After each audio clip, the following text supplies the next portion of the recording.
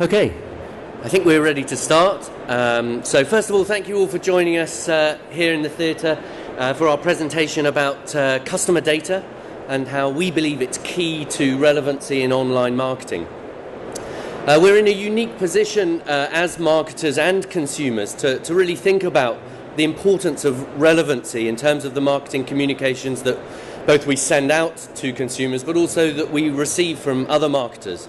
This is my 13th year at Technology for Marketing, talking about how as marketers we have a responsibility to send more relevant communications, and yet as a consumer, when I look at my own inbox, I see a lot of irrelevant messages. So clearly there's a gap there for us to consider as marketers. What can we do to drive more relevant communication? And that's what this presentation is all about. I'm very lucky today to be joined by Scott Taylor from Office Shoes. I'm going to be talking about some of the theory of how we as marketers can use data to better drive relevant communications. And Scott's going to be talking about how actually he at Office Shoes has put that into practice and some of the benefits that they've seen as a business. Personally, I'm a product marketing director at Email Vision, and what we do is we create technology to help marketers do this more effectively.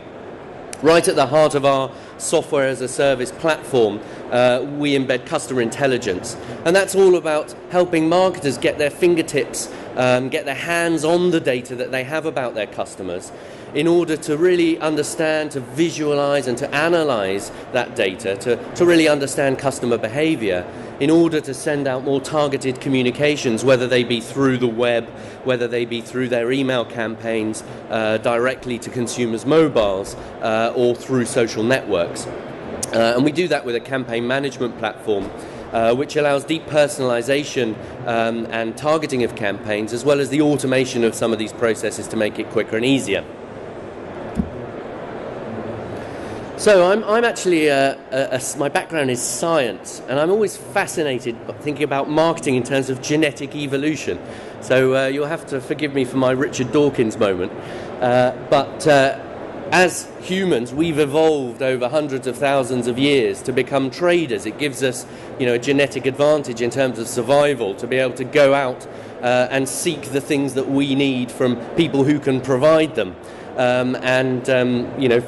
For many, many years, we've been doing that in a face-to-face environment. We've been doing that with people, and the things that we buy from people who we build a relationship with, who we trust.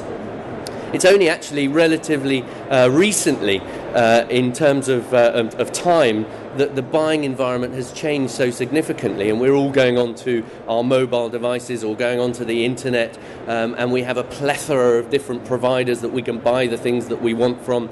There's no human interaction necessarily in those purchases, and yet we're hardwired, we're genetically coded to still want to have a relationship with the people that we buy from.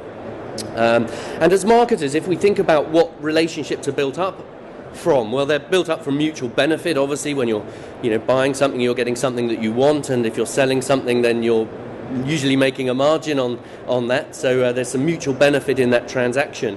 But trust is also very important. You want to be able to trust that you're going to get the product that you want at the right price, that it's going to be available, and that you can rely on your provider to give it to you. The other element to building sort of relationships when selling to people is the personal knowledge that you have. I choose to go to a particular butcher because when I go there, Richard, who's behind the counter, always says, "Oh, hi Henry, would you like your normal T-bone steak? We've got ribeye on special offer. Have you managed to get out on the golf course?" The answer is always no. And that sort of personal knowledge really builds the relationship that I have with him and makes me go back there and buy again and again and again. So in the digital environment, what we need to consider is what can we understand about our customers from the data that we can collect in order to start building better relationships and more personalized and relevant journeys when the customer is interacting with the different channels in our business, whether that be through our e-commerce site or walking into store or receiving an email from us or going onto our social network. So what is customer intelligence? because this is what it all boils down to. Well, it's the process of gathering and analysing information regarding your customers, their details and their activities, in order to build deeper and more effective customer relationships and improve strategic decision making. And as digital marketers, there's an awful lot of data out there that we can capture, whether it be prospects coming to our website and browsing the different products that we might have available. We can understand the categories that they're looking at, the sizes and colours, and the products that they're browsing. We can infer things like brand preference. We might capture customer data when people are buying things from us, name, address. From postcode, we can understand where they live, what their geodemographic profile might be. We can collect information about our customers through things like preference centres, how often they want to be communicated to, what brands they like to buy.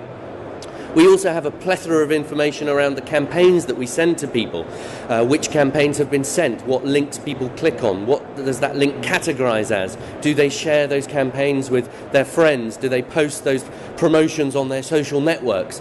All of this data is available to us as marketers to utilize. Also all of the product information, what they buy, how recently they've bought, how often they buy, how much they spend, whether they happen to be particularly interested in promotion or whether they always just buy at high value. And also, in the world of social media, there are lots of pieces of data that we can collect. For example, if we send out emails encouraging our customers to go to our social networks or to post promotions on their social networks in order to get the viral effect of marketing that we as marketers all love, then we can actually monitor that. So we can identify not only how valuable our customers are, but how important they are in terms of brand advocacy and social referral. So, if I've convinced you of why it's good to do it, and what a fantastic amount of information there is for you to utilise, why is it so hard? Well, Seth Godin said, data is not useful until it becomes information, until it becomes insight, and that's because data is hard to digest. And this is where a provider like us, and there are lots of technologies that you can buy out there, that help you as a marketer rationalise that data, to visualise that data, to become in touch with the information that data is providing you. And there are a whole range of tools that you can use to graphically enhance your understanding of who your customers are, how they're interacting with you, in order to drive that into more personalised campaigns. And the way that you do that is to take all of that data, turn that data into insight, and then send more personalised and targeted communications through all of the channels that you interact with your customers through. But that process is an iterative process. It's a closed loop cycle. It's not something that you do once. It's something that you do over time, and it's something that develops within your business, so that you can learn by testing and by analysing the results of your campaigns to see, so that you can do more of what works and less of what doesn't over time. So why is relevance important? Well, we all suffer as consumers from inbox overload. And I think it's quite frightening that about 50% of consumers have actually unsubscribed from email lists that they originally subscribed to because they found the information irrelevant. And opt-out is a big challenge for businesses that are focusing their marketing effort around email.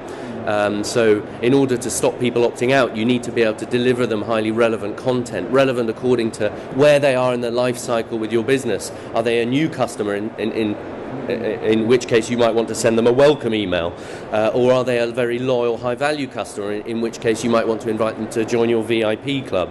Or did they used to be very valuable, but now they haven't bought anything for a certain period of time, and you want to try and retain them with an offer to shop with you again? The other thing is that the custodians of the consumer inboxes, the modern ISPs, are recognising that people are struggling with inbox overload, and they're starting to develop technologies which allow the consumer to start to define which emails they want to receive at the top of their inbox. So no longer will your inbox operate like it used to, where the latest email is the one that rises to the top. With things like Gmail Priority Inbox, actually the ones that you interact with most, or the ones that are most important, will appear at the top of your inbox. And as a marketer, if you're not sending relevant content, if the emails that you're sending out aren't being interacted with, the downside of that is that those emails may get lost at the bottom of the inbox. One of the challenges that we face as marketers in using data is also where that data classically resides. So data is usually held within the IT department. And I found this research quite funny, actually. Some research that I found on Chief Martech from Forrester, where they asked marketers and ITs what their perceptions of each other were. And this, I think, illustrates some of the challenges that marketers have in utilising their data effectively to personalise and target relevant communication. IT is the department of no. IT doesn't speak marketing language, they don't understand the need for speed, and they aren't concerned with the customer. Whereas IT's perceptions of marketing boil down to two things, and that was marketing is spin, and they just don't care about integration. So how do we deal with this? Well, one of the fantastic ways of dealing with this is actually to get marketing and IT to work more closely together, to get IT to provide the data that marketing need uploaded into the cloud, so that marketing people can access that data and utilize that data to drive the right campaigns without having an impact on IT. They can be self-sufficient now in the utilization of data. And the size of the prize is huge as businesses move from mass email marketing towards targeted marketing and finally analytics-driven one-to-one marketing. What you'll see as marketers is your opt-out rates start to decrease, your open and click-through rates and your conversion rates go up, your average revenue per user increases, and your customer lifetime value and the value of the relationship that you have with your customers gets much greater. But that's enough of me talking about the theory. The bit that you've all been waiting for, I'm going to introduce you to Scott, who works for Office Shoes, to tell you about how they've used their data and customer intelligence to more effectively communicate with their customers. So, Scott, I'll pass over to you. Hello. Can you all hear me? Great, nice to see all your smiling faces this morning. So, I'm Scott from Office Shoes. I'm CRM manager. And this is my first presentation at the event. So, I'm quite excited and a little bit nervous, but hopefully all will go well. A little bit about Office Shoes. I've been looking at all of your shoes actually as I've sat down, just to see what you're all wearing. So, I think I've seen some, which is nice to see. We started in 1981. Originally from London, but we're actually spreading out, obviously internationally now to foreign countries in Germany and France. So there's a lot of breadth to where we're actually expanding. We have both product in-store and online. We have men's, women's and kids collections, and we also sell a mixture of brands and our own brand as well, which is a point that I'll come back to a little later, where we found challenges and how we've used CI, the customer intelligence tool, to actually work around that and actually overcome challenges that we've had. We've got our own, like I said, our own label of designs, which looks at fashion forward and also practicality too. And we've got concessions in a number of other stores like Topshop, Selfridges and so on. So, like most brands, we've got a few challenges. Well, that's quite an understatement. Quite a lot of challenges, like most brands do. But some of our key ones were to encourage existing customers to spend more at a higher AOV and more frequently. To gain insights into our customer, what are their preferences, what are they spending?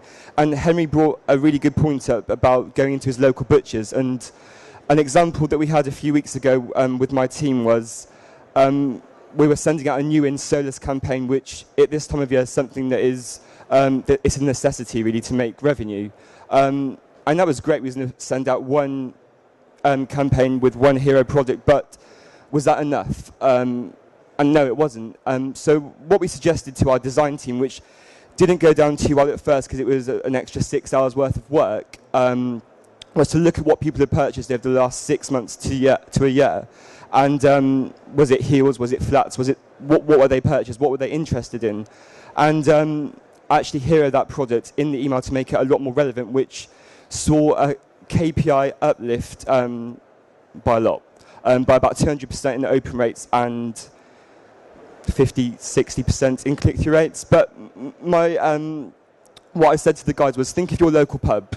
No matter wherever you go in the world, no matter where you move to. For example, I'm from Gloucestershire, and every time I go back, I've always got my local pub, which I remember. But why is it your local pub? Why do you always go back? And they know who you are. They know your name. They always put on your favourite TV show, for example, your sports. They know your favourite drink. They sometimes give you something for free. And in a nutshell, that's kind of what email marketing is. It's about knowing your customer, knowing what they like, and making what you send to them useful and relevant. So yes, identifying high-profile spenders within the customer base, and asserting which customers are fans of particular brands, which again is something that I'll come back to a little later, which is one of our main challenges over the last year.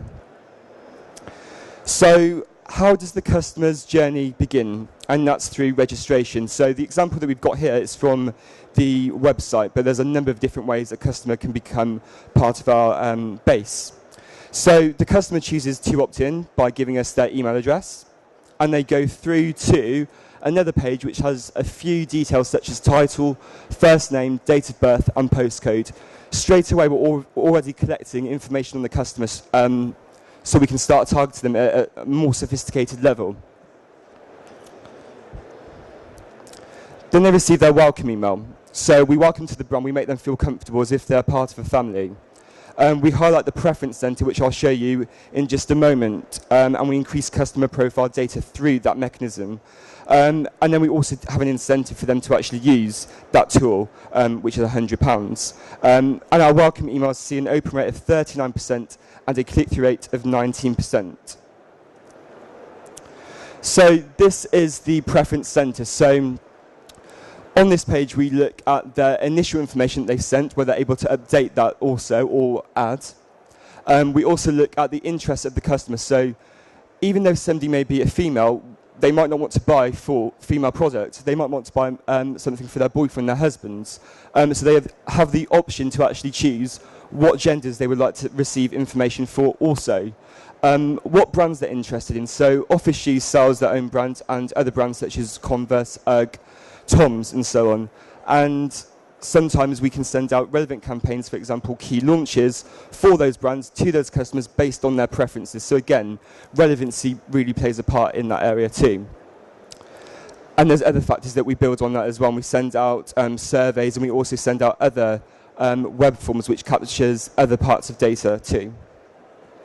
So this is probably the most interesting part. What have we actually found out using customer intelligence, and how have we actually used that?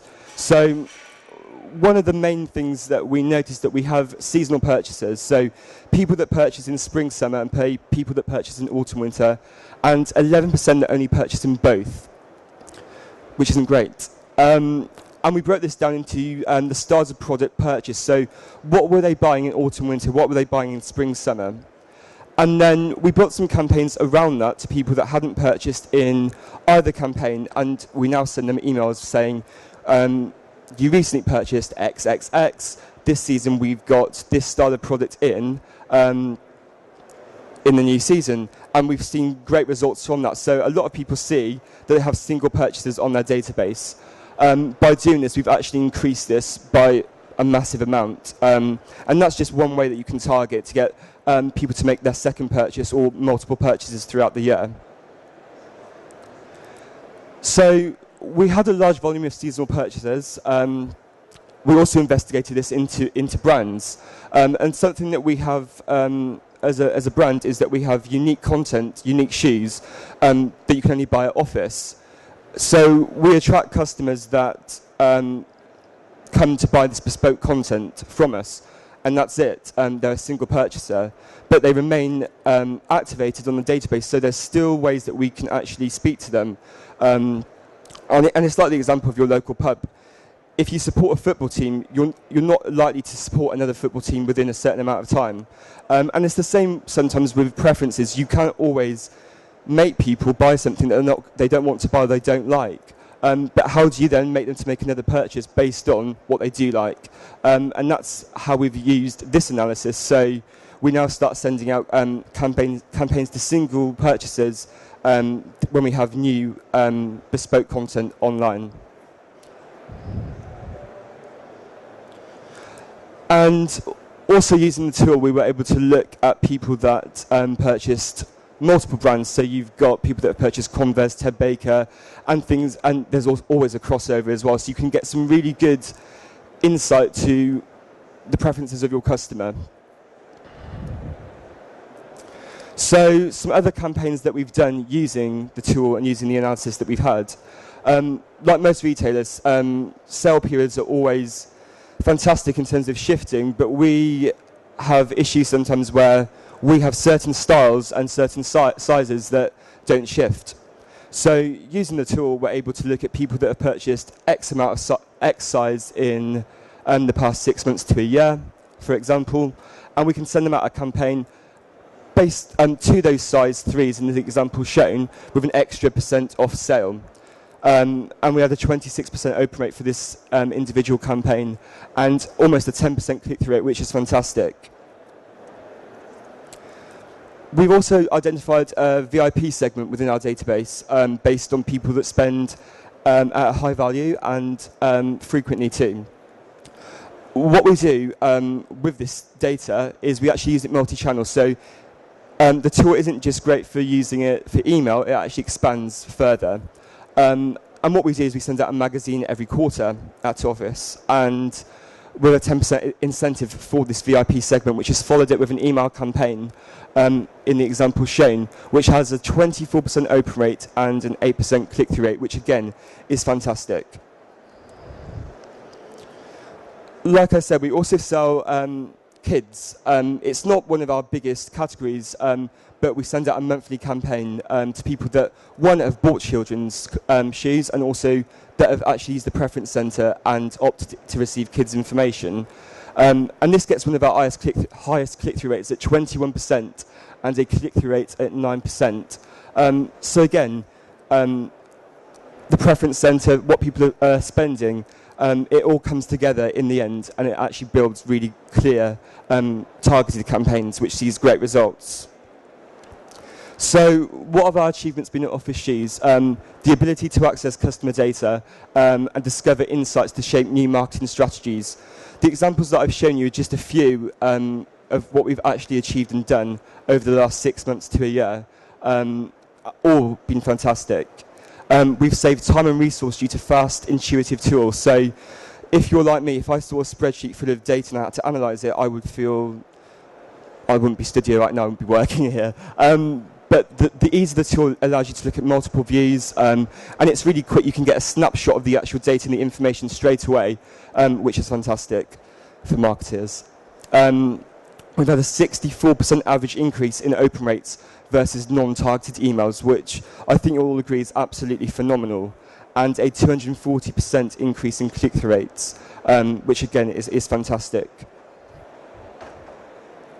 So our plans for 2013.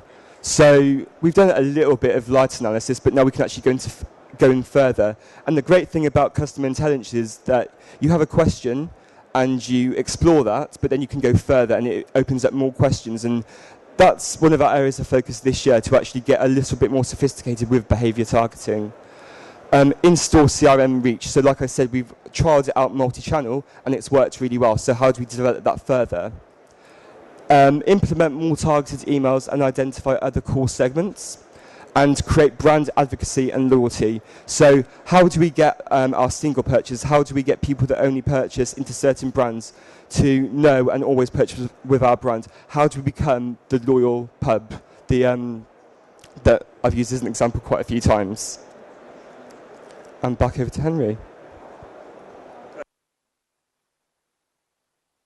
Mike is going to come back on. Thank you very much, Scott. That was fantastic. We want to be part of the sort of relevance revolution. We want to help marketers think about how they can use their data to better drive relevance in their communications. And hopefully you got some great ideas today from Scott's examples. We suggest, collect and analyze your data. It's a very valuable asset.